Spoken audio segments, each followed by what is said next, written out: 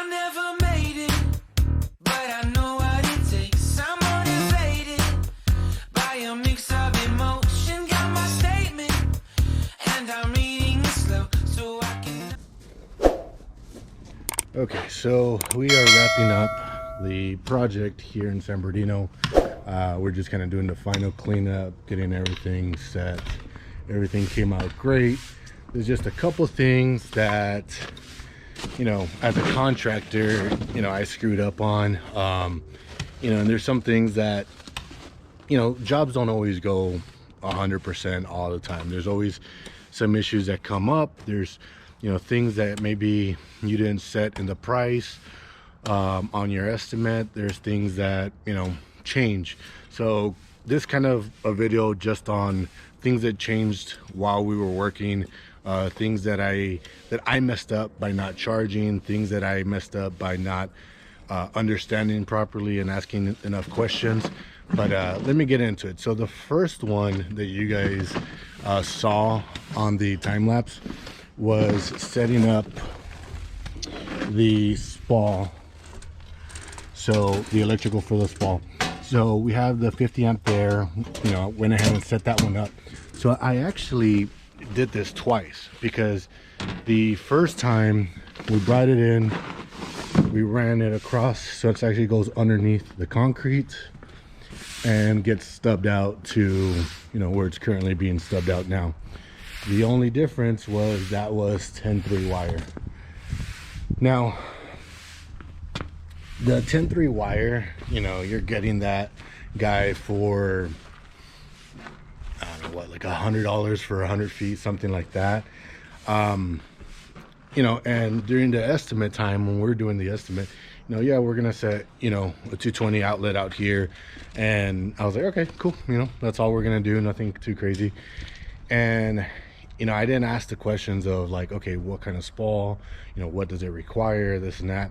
Now, midway through the project, the customer did send me some diagram and stuff that was required on it.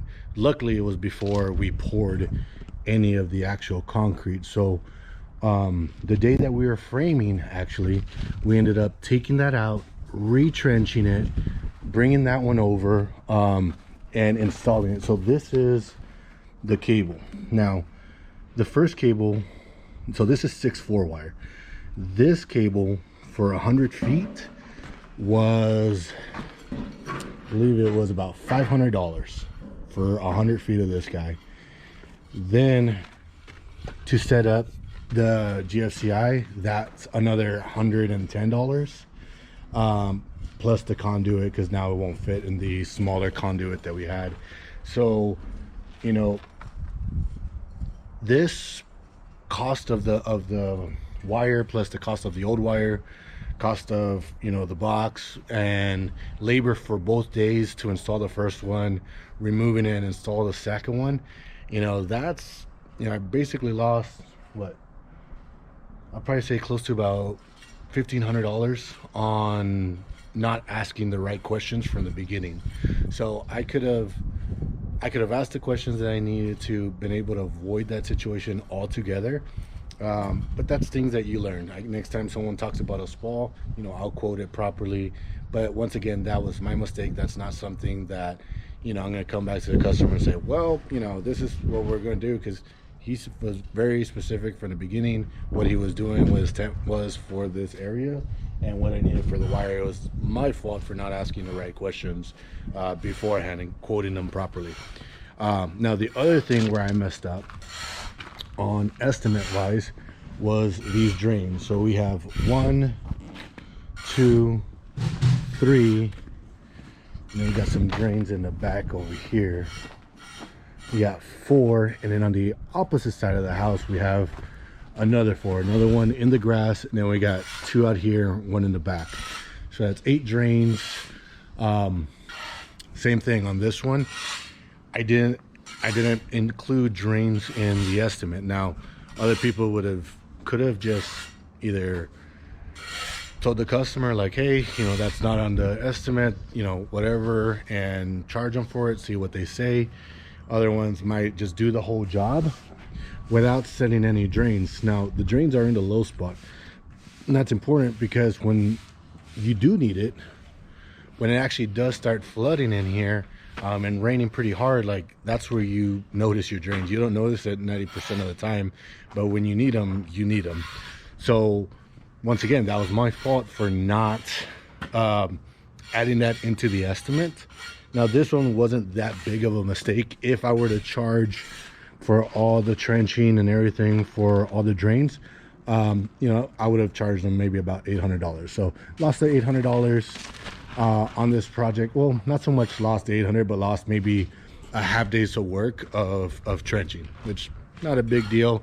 But once again, just another something that you got to keep in mind while you're doing these projects. You got to throw everything into the estimate. I know that we do a lot of estimates, and a lot of times, you know, we're not closing every single job, so sometimes you kind of maybe rush through the estimate or skip on a few things.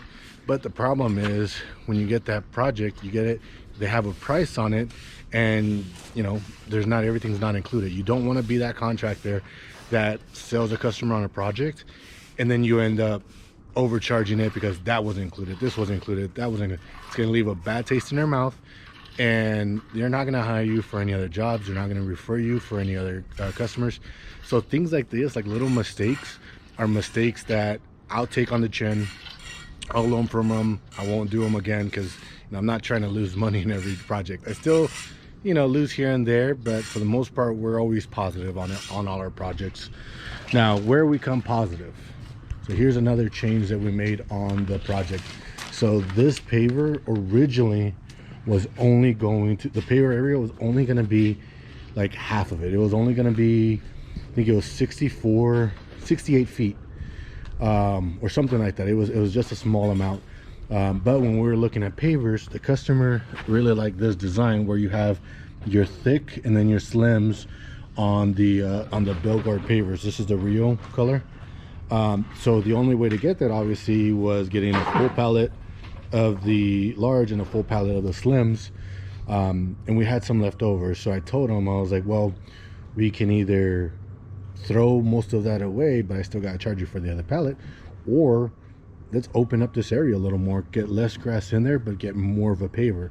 So on this one, because it was a conversation with the customer and we were kind of just spitballing ideas, you know, I told him, well, you know, why throw it away? Like, let's just get the other pallet and let's go ahead and use it and install more pavers in this area. And personally, I think this came out amazing. I really like the size of paver. I think if it was any smaller, I think I don't think it would look as good. I actually really like the way that one came out. Now on that one, you know, that was another change that was made, but this one was because we were talking with the customer, we got it all figured out together, so that worked out.